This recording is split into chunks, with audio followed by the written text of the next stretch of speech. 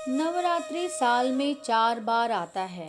माघ, चैत्र, आषाढ़, आश्विन मास में प्रतिपदा से नवमी तक मनाया जाता है। इनमें आश्विन माह में आने वाली नवरात्रि को शारदीय नवरात्र कहा जाता है, यानी शरद ऋतु के समय आने वाली नवरात्रि। इसके अलावा चैत्र महीने में मनाई जाने वाली नवरात्रि को वासंतिक नवरात्र कहा जाता है और माघ महीने में मनाई जाने वाली नवरात्रि शिशिर ऋतु में आती है। इसके अलावा आषाढ़ शुक्ल पक्ष वाली नवरात्रि वर्षा ऋतु में मनाई जाती है। सनातन धर्म में भगवान की पूजा करते समय कई सारे नियमों का पालन करना अनिवार्य समझा जाता है। पूजा पाठ की सारी विधि और सामग्री होना भी जरूरी है। इसी पूजा सामग्री में से एक विशेष वस्तु आता है हमारा फूल। तरह तरह के फूल चढ़ाए जाते हैं भगवान को, लेकिन क्या आप जानते हैं कि माँ दुर्गा को सबसे प्रिय फूल कौन है? माँ दुर्गा का सबसे जो प्रिय फूल है वो लाल गुड़हल का फूल माना जाता है। माँ दुर्गा को लाल गुड़हल का फूल जरूर से हर रोज उनको अर्पित करना चाहिए। इससे घर में सुख शांति बनी रहती है और घर में बरकत भी होती है। लाल गुड़हल के फूल से देवी की पूजा का वर्णन विभिन्न पुराणों और शास्त्रों में भी बताया गया है, लेकिन कम लोगों को ही पता होता है कि माँ दुर्गा को लाल गुड़हल फूल चढ़ाना कितना शुभकर होता है और कितना अच्छा माना जाता है। इसलिए भगवान की पूजा में हर दिन लाल गुड़हल का फूल आप जरूर चढ़ाएं। वैसे इस फूल को हर रोज पाना बहुत मुश्किल होता है, क्योंकि बाजारों में इस फूल का मिलना बहुत ही मुश्किल सा हो जाता है, खास करके नवरात्र के दिनों में। नवरात्रि के 9 दिनों में माँ दुर्गा के 9 अलग अलग स्वरूपों की आराधना की जाती है।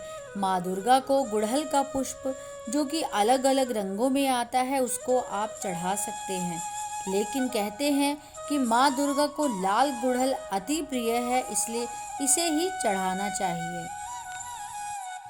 जिस तरह से माँ दुर्गा को गुड़हल का पुष्प अति प्रिय है, वैसे और भी कई सारे फूल हैं जो माँ दुर्गा को अति प्रिय हैं, लेकिन आपको कभी भी मदार का पुष्प माँ दुर्गा को नहीं चढ़ाना चाहिए। इन 9 दिनों में आप कई तरह के फूल चढ़ाएं, लेकिन मदार का पुष्प चढ़ाने से बचें। माँ दुर्गा पर गुड़हल का पुष्प चढ़ाना बहुत लाभदायक है, ऐसा देवी पुराण में भी लिखा हुआ है। गुड़हल के पुष्प में माँ दुर्गा का विशेष वास होता है। पुष्प के हरे भाग में बुध और केतु का प्रतिनिधित्व माना गया है, वहीं केसरिया भाग में मंगल का प्रतिनिधित्व माना गया है। इसलिए माँ दुर्गा को लाल फूल में गुड़हल का फूल जरूर चढ़ाएं। वहीं यह भी मान्यता है कि नवरात्रि के दिनों में माँ दुर्गा पर लाल फूल के साथ अगर शमी का पत्ता भी चढ़ाया जाए तो हर संकट दूर हो जाता है। शास्त्रों में भी नवरात्रि के दिनों में माँ दुर्गा का पूजन शमी के पत्तों से करने का विधान बताया गया है। नवरात्रि के दौरान दशहरे के दिन शमी के पेड़ और उसकी पत्तियों का खास महत्व होता है।